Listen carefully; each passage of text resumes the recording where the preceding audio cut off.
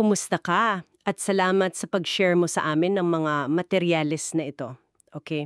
Aaminin ko ang bigat ng mga binigay mo sa amin. Pinag-uusapan natin dito yung kasalanan, hustisya, at yung ultimate fate ng free will.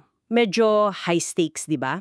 Ang malaking tanong na lumabas habang binabasa ko to ay ito: kung ang Diyos daw ay pag-ibig, bakit parang uhaw na uhaw ang sanlibutan ayon sa mga tekstong ito, sa parusa, sa paghihigante? So sa pag-usap natin, susubugan nating alamin kung ang hustisya ba ay kabaligtaran ng pag-ibig o baka dalawang mukha lang sila ng isang barya. Tara, himayin natin to. Simulan natin sa unang idea na medyo napakunot noo ako. Sinasabi kasi dito sa source mo na para magkaroon ng tunay na kapayapaan ang buong sandika, kailangan daw na parusahan ng husto yung mga nagkasala. Hindi pwedeng palampasin ng. Parang ang harsh no pakinggan, kasi yung modernong pananaw natin madalas tungkol sa rehabilitation, sa second chances, pero dito parang sinasabi na ang kapayapaan ng marami ay nakasalalay sa pagdurusa ng ilan. Oo, at yan yung isa sa mga pinaka-challenging na concepts dito. Pero kung susuriin natin ng mas malalim, ang sinasabi ng source mo ay hindi lang ito tungkol sa paghihigante o yung parang getting even. Ang paghatol dito ay tinitingnan bilang isang uri ng, kumbaga, community-wide reset button. Isipin mo na lang na ang isang matinding krimen ay parang isang virus na kumakalat sa isang community. Habang nabubuhay at gumagalaw pa yung kriminal, yung virus na yon, yung takot, yung galit, yung alaala ng kawalang katarungan, nananatiling aktibo. Hindi makahinga ng maluwag ang mga tao. So hindi lang yung mismong act ng krimen ang problema, kundi yung psychological residue na iniiwan nito sa lahat. Eksakto. Ang ganda ng pagkakasabi mo, psychological residue. Sinasabi sa teksto na habang nagpapatuloy ang pang-aapi, uhaw sa hustisya ang mga nakakakita. Ngayon, kapag isinakatuparan na yung hatol sa kontekstong ito, yung kamatayan ng nagkasala, dalawang babay daw ang nangyayari. Una, para sa mga biktima, yung makita ang hustisya ay nagbibigay daan para sa kanila na bitawan na yung sakit. Parang closure. Pero yung mas malalim na sinasabi rito, at ito yung talagang kakaiba, ay kapag namatay daw ang nagkasala, nabubura mismo yung alaala ng krimen. Teka, paano yun? Literal na nagkakaroon ng collective amnesia ang lahat? Parang Men in Black lang, may magfa-flash ng ilaw tapos okay na? Hindi naman siguro ganoon kaliteral. Ang interpretasyon dito ay hindi ito amnesia, kundi isang uri ng paghilom na sobrang kompleto na yung kirot na kaakibat ng alaala ay tuluyan ng nawawala. Kumbaga, hindi na siya relevant. At may kasabay pa yan. Sinasabi rin na sa pagkamatay ng nagkasala, bawat nilikha na nakasaksi ay pinapatay din ang pagnanasang magkasala sa loob ng kanilang sariling mga puso. Parang sinasabi nila, nakita ko ang dulo ng landas na yan at ayoko dyan. So yung hatol ay hindi lang para sa kriminal. Ito ay isang proseso ng paglilinis at pagpapatibay para sa buong komunidad. Hindi lang pagpuksa sa virus, kundi pagbibigay ng bakuna sa lahat. Okay, gets ko yung point about just as a community reset. Malinaw yon. Pero may isang bahagi dito sa notes mo na parang nagbanggaan talaga ang mga ideya. Sa isang banda, sinasabing sa pagsimula ng Great Atonement na ito, nagiging ganap o perfecto na raw yung free will. Pero sa kasunod na pangungusap, sinasabi rin na marami pa rin sa mga tao sa tinatawag na 1,000-year kingdom ang malilinlang ni Satanas. Paano yun? Anong klaseng perfected free will yun kung pwede ka pa ring maloko? Parang sinabing bulletproof yung vest mo, pero tatagos pa rin pala yung bala. Magandang-maganda yang tanong na yang dahil dyan nakatago yung susi sa buong argumento. Ang pagkakamali ay yung isipin na ang perfected free will na ito ay para sa lahat ng tao ng sabay-sabay. Ayon sa source mo, may tinutukoy itong isang partikular na grupo, yung mga matuwid na nilikha o righteous creatures. Sila at sila lang sa puntong iyon ang nakakaranas ng kaganapan ng malayang kalooban. So para silang may VIP pass sa pagiging immune sa kasalanan. Anong nangyari sa kanila na wala sa iba? Bakit sila naging special? Ang nagpapaspecial sa kanila ay yung direktang connection nito sa isang event na tinatawag na unang pagkabuhay na mag-uli o first resurrection. Ito yung punto kung saan napatanayan na sa kanila, beyond any doubt, ang dalawang bagay. Yung katotohanan ng mga utos ng Diyos at yung kasinungalingan ni Satanas. Dahil sa proof na yan, para sa kanila, ang posibilidad na magkasala ay hindi na isang option, hindi dahil inalisan sila ng Joyce. Kundi dahil naging sobrang obvious na ng tamang choice. Exactly. Isipin mo na lang na parang isang tao na food poison ng marala dahil kumain sa isang karinderiya. Nung una, baka matukso ka pa. Mukhang masarap, mura.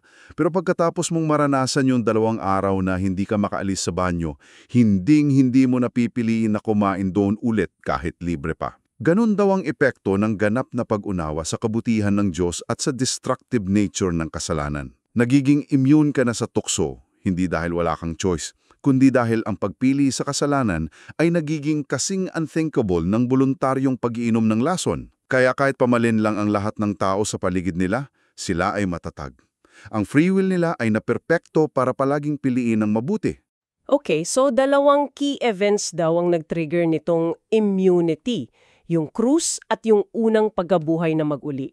Paulit-ulit silang binabanggit. I-breakdown natin to.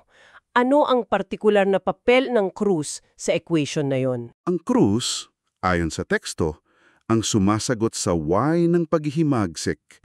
Bakit ba nagre-rebelde ang mga nilikha? Ang ugat daw, ayon kay Satanas, ay ang pagdududa sa karakter ng Diyos. Yung akusasyon na hindi ka talaga mahal ng Diyos. Ang mga utos niya ay para lang sa kapakanan niya, hindi sa iyo. Ang krus ang nagsisilbing ultimate rebuttal sa akusasyong yan.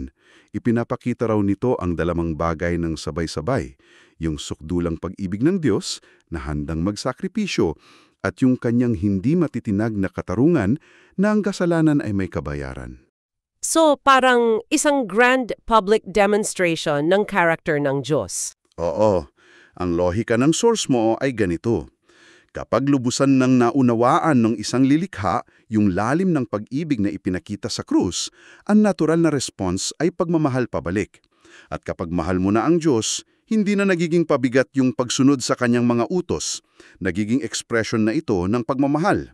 Dahil dito, nawawala yung motive para magrebelde na siyang pagdududa. Inaalis ng krus ang ugat ng kasalanan. Malinaw. Ang krus ang nagpapatunay sa karakter ng Diyos. Pero, hindi ko pa rin lubusang makuha. Kung pinatunayan na ng krus yung pag-ibig ng Diyos at inalis na nito yung pagdududa, bakit kailangan pa ng second proof sa pamamagitan ng resurrection? Hindi ba sapat yung krus?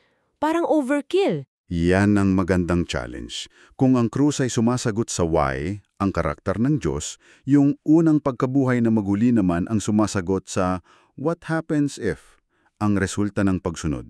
Tandaan mo yung pinakaunang kasinungalingan ni Satanas sa hardin ng Eden.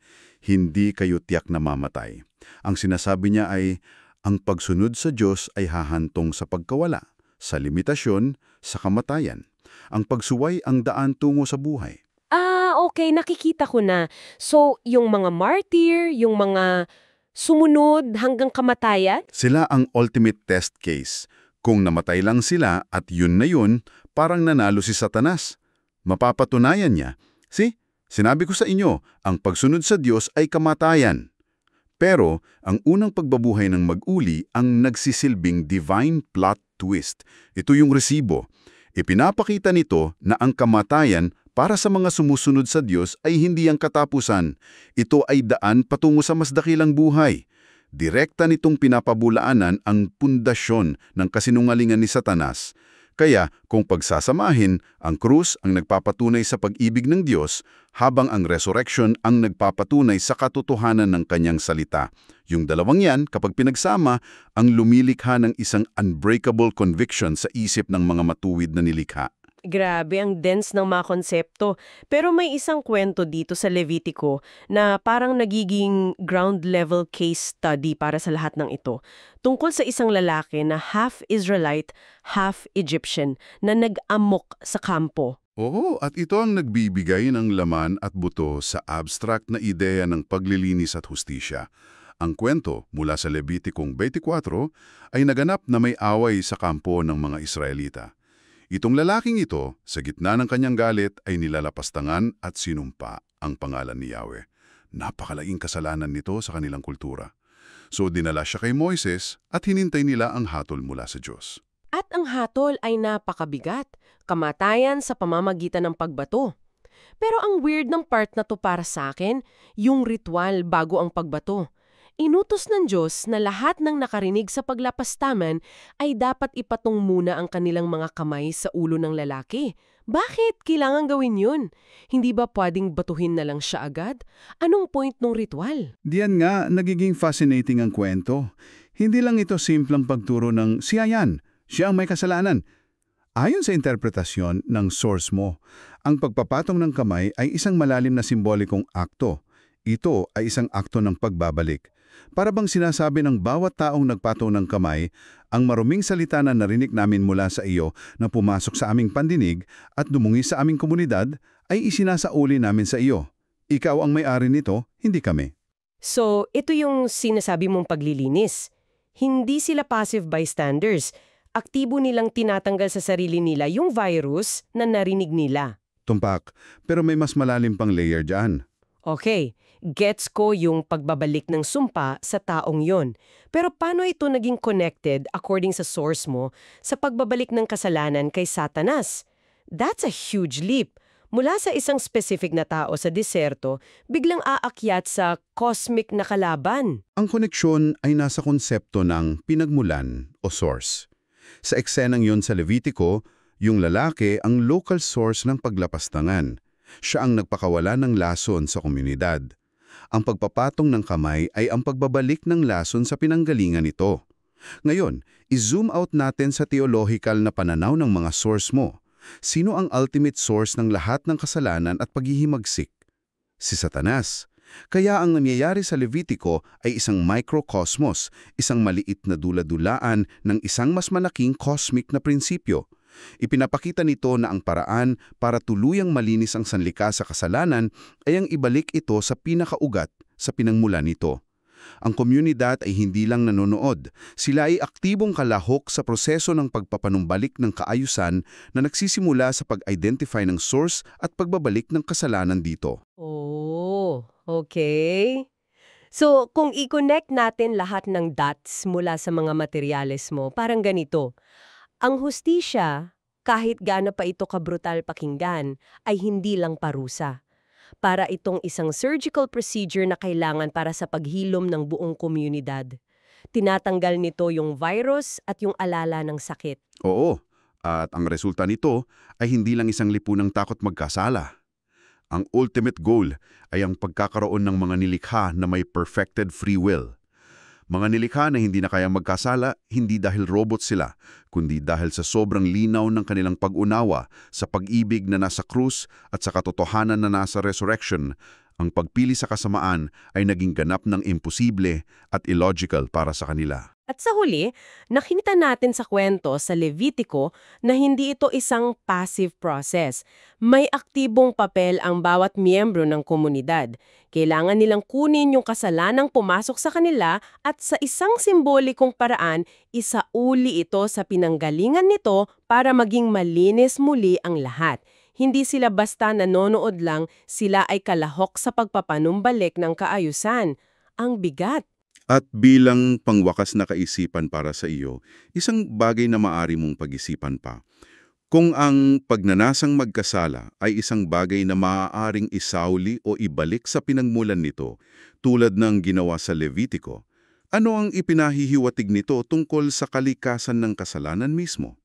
Inimumungkahin ng mga source mo na ang kasalanan ay parehong isang panloob na desisyon, isang personal na pananagutan, at kasabay nito, isang panlabas na puwersa na parang isang bagay na pwede mong tanggapin o tanggihan at ibalik sa pinanggalingan. Saan nagtatapos ang personal na responsibilidad at saan nagsisimula ang impluensya ng panlabas na puwersang ito? Tila ang sagot ay nasa pareho.